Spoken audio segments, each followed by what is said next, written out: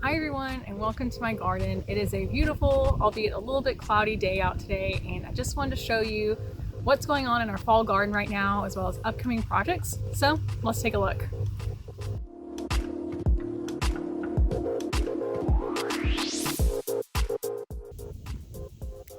In our first garden box, I have sweet potatoes and basil in the middle that's growing.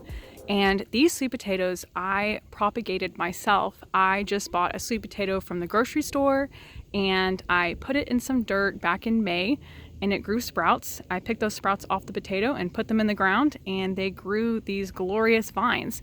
There's actually only 3 plants in this box and they have grown so much. It's crazy. Every day I come out here, they get bigger and the vines are just flowing over the box. So it's actually been really pretty and I've really enjoyed having them in here. I'm thinking that I'll probably dig them up maybe in a few weeks to see if there's any potatoes in the ground because it is time to harvest sweet potatoes. So hopefully there's sweet potatoes in there or else I'll be really disappointed.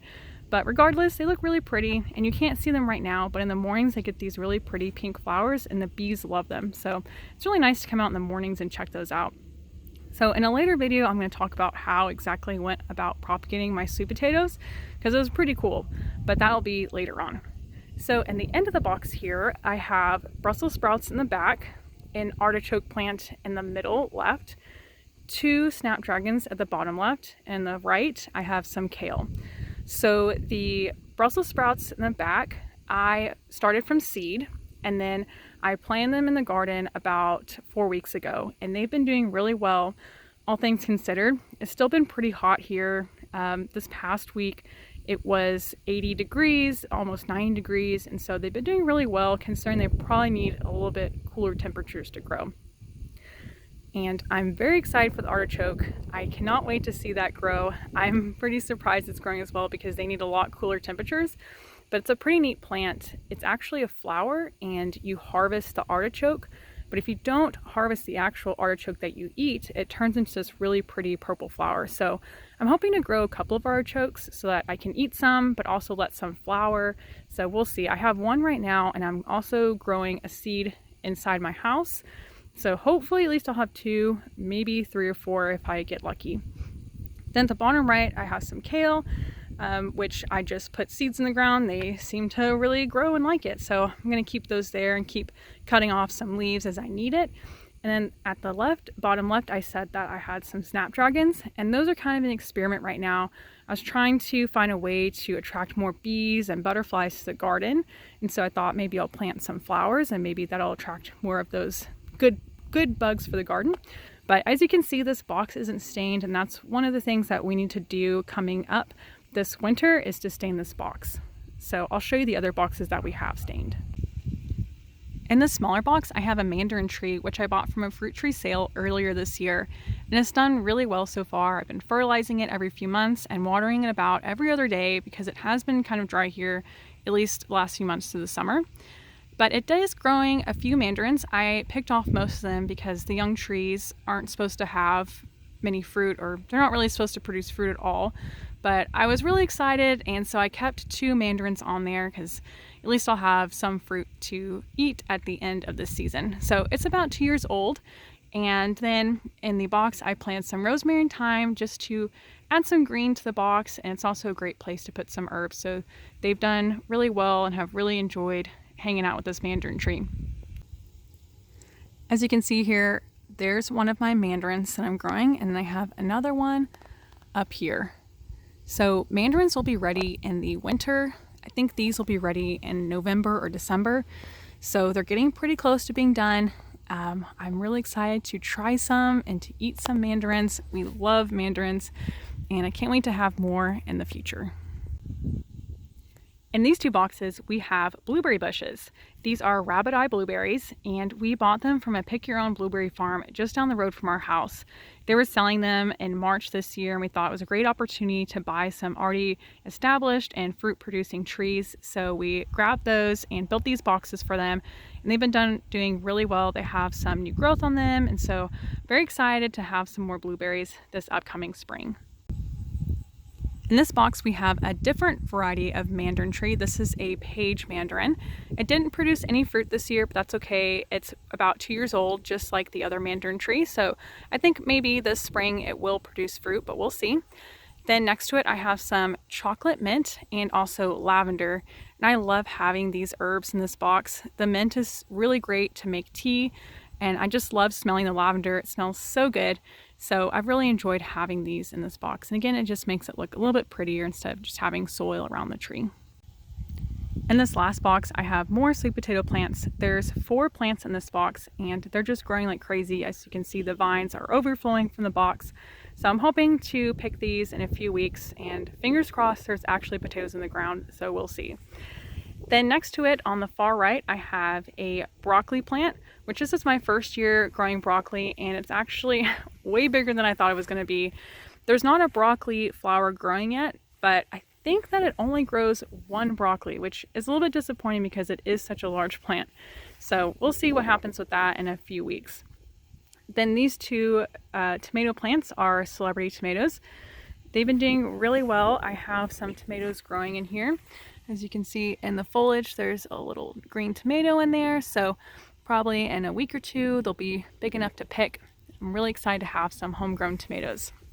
The next to it right here are 2 cauliflower plants. The one at the bottom is a purple cauliflower, and the one at the top is a yellow cauliflower. I thought they were kind of unique because I can't buy purple or yellow cauliflowers at the grocery store, so I thought, hey, why not grow them and try a different kind of vegetable. And then over here is a cherry tomato plant. It hasn't produced any fruit yet, so I'm hoping maybe in a few weeks it will. I love cherry tomatoes, so I'm really excited for this one to produce some fruit. And last but not least, this is what we call our tree friends. These are actually trees that Jay and I have propagated ourselves, and we dug a little trench in the ground to put the trees in because it has been quite warm, so it keeps them a little bit cooler than just being out in the full sun during the day. So these trees, we have a couple of varieties. We have live oaks, red oaks, and some pecans. And then that big tree right there on the left, it's actually not a tree, it's a bush. It's called a vitex. My dad gave that to us, and we're not really sure where to put it yet, but we'll find a good home. They have really pretty purple flowers on it, and so I hope that we can find a nice place for it because it is really cool. So as you can see, this tree on the end here has done really well. This is a red oak, and this will probably go in the ground this winter. Otherwise, most of these trees need a little bit more time to grow bigger before we're going to actually plant them in the ground into a permanent location. So we'll wait maybe a few months or another year until we officially plant some of these. So that's it for the garden tour. Let's meet Jay on the back porch for our upcoming projects. All right, we have a lot of projects going on in the upcoming months, and so I wanted to share with you our top 5 projects right now that we're doing in our yard. And so the first one that I want to talk about is that we're going to be building a flower bed behind the master bedroom. And that's so that we can add a little bit more color, a little bit more pizzazz to the back of the house, because right now it's pretty bland. And so that's a really exciting project that we're looking forward to. So do you have anything to add? Right, so yeah, we're going to put a flower bed behind the master bedroom of the house. It's going to be a bit of a raised bed with a limestone border around it. We also have 2 gutters on that side of the house that we're going to need to bury and put pop-out drains. And then in the bed itself, we're probably going to plant a few rose bushes, some lantana, maybe a few other things to give a little bit of color. And then I think we'll probably do a few sage bushes as well. We really like those since they hold up well in the heat and the dry weather around here. Yep. So yeah, and then we also have a hose spigot there and an AC unit on the back of the house. So we'll kind of do a few things to make those accessible, but also kind of hide that AC unit from the back of the house. So a few things that even Ashley doesn't know about that I have planned for it. Surprises. I like but that. Yeah, that's pretty much it for the flower bed. Yeah, so probably simultaneously with the flower bed behind the master, we're going to be building a hedge at the back of our property because our fences are really low here, and so all of our neighbors can see us and we can see them. And we just want to add a hedge for a little bit more privacy. Eventually someone will be building a house behind us, and so I think they'll probably appreciate a hedge too. So we're still trying to figure out what plants we're going to put back there because there is an area that's pretty low.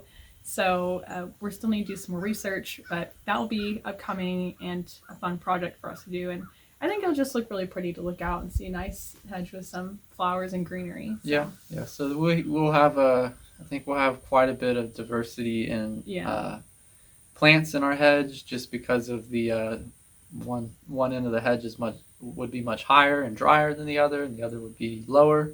So that'll allow us to get creative, and we have about 150 feet or so of hedge that we plan on planting. So we'll rather than just do all one thing, we'll kind of mix it up and try to make it look interesting. Yeah, so that'll be a fun project for us to do. And then probably the project that you're looking forward to most is building the barn, our shop in our backyard. So I've been waiting for this for a long time, and so finally gonna break ground hopefully in March. And I'll let you talk about it because this is your project. So the building, it's gonna be a 40 by 75 with 14-foot eaves, metal building, metal frame, and then along one of the 75-foot sides we'll have a 15-foot lean-to. So yeah, it'll serve kind of as a hobby shop, workshop, and storage space, and also an entertainment space for us too. So yeah, we're really looking forward to building that. I think that was one of the biggest reasons why we ended up buying and building out here, so we could have the space to do something like that. So yeah, we're really looking forward to it. I think hopefully around March we'll start breaking ground on that. So yeah, very excited for that. John can finally have a place to put all of his toys. Yes, definitely. Yeah, so that's a really exciting project. And then after that, we're going to be staining our garden boxes that I already talked about earlier. So the two larger boxes aren't stained. We just didn't get around to it when we built them. And I'm really looking forward to having them all look cohesive again. And so we're trying to wait until the garden slows down a little bit because I don't really want to stain it while we have plants in there.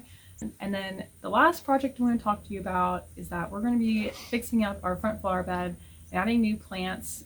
We planted all the plants in our front flower bed back in February. And so we're going to see, we've had a few months to figure out what's worked and what hasn't. So we're going to take out some things that aren't doing it very well and then add some plants we really enjoyed. So I'm looking forward to adding some more flowers and making it look a little bit more pleasing when you drive by. Right. Yeah. So when we planted everything, it was over 120 plants. We just wanted to keep everything alive, which everything's done pretty well. I think there's a few things design-wise that we're going to come back and tweak. Yeah. Some plants that maybe they're getting a little too much water, a little too low. Other plants that are in a little bit too bright, hot, and dry of spots. And then, like Ashley said, we're going to add a little bit more color this year. Try to get a little bit more pizzazz going. Yeah. So that is all the projects that we have. Well, at least that we're going to tell you about. There's always something going on here. But thank you for tuning in. Please like and subscribe if you enjoyed this video, and we hope to see you guys again soon for our next video. So take care, and we'll see you all again soon. Bye.